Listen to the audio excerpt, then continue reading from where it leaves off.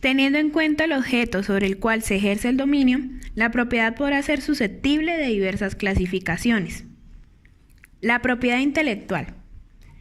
Según lo define el artículo 671 del Código Civil, las producciones del talento o del ingenio son una propiedad de sus autores. Nuestra Constitución Política, en su artículo 61, nos señala que el Estado protegerá la propiedad intelectual por el tiempo y mediante las formalidades que establezca la ley. Ahora bien, hay diversos decretos y leyes que nos amparan nuestro derecho a la propiedad intelectual, como lo son la Ley 23 de enero 28 de 1982 y el Decreto 460 del 16 de marzo de 1995. El registro de las obras tiene por objeto dar publicidad al derecho de los titulares y a los actos y contratos que transfieran o cambien ese dominio amparado por la ley, además de dar una garantía de autenticidad y seguridad a los títulos de derechos de autor y derechos conexos y a los actos y documentos a aquellos que se refieren, como lo dice el artículo 4 de la Ley 44 de 1993. ¿Quiénes son titulares del derecho de propiedad intelectual? Primero, tendremos al autor de la obra, entendiéndose como tal la persona cuyo nombre o seudónimo conocido está indicado en dicha obra.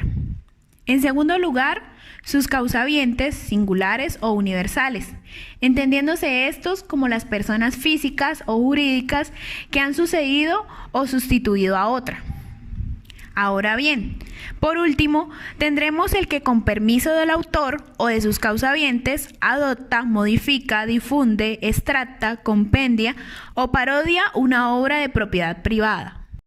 El sistema por el cual se hace efectivo el registro de los derechos de autor permite a la ley garantizar su protección.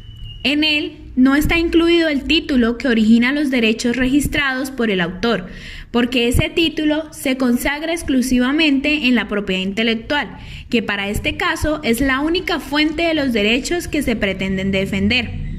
El objeto del registro es dar publicidad a los derechos de los titulares y a los actos y contratos que contienen y garantizan la autenticidad y seguridad de los títulos de propiedad intelectual, y a los actos y documentos que a ellos se refieren. Derechos y limitaciones a la propiedad intelectual.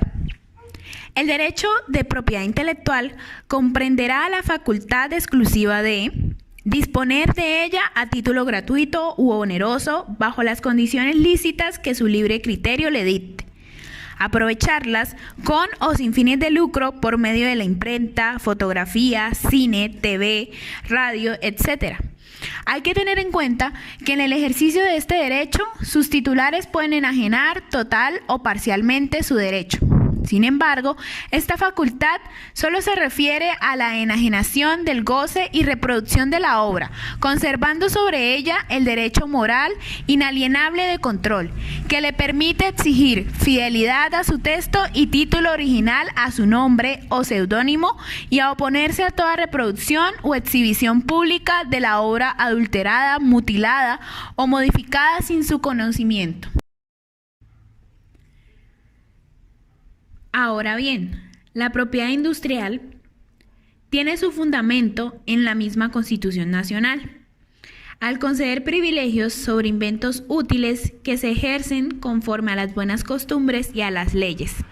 La protección a los derechos del inventor por medio de leyes especiales que garanticen para su titular su derecho de propiedad industrial como parte integral del derecho patrimonial es relativamente nuevo, no solo en nuestro país, sino a nivel mundial.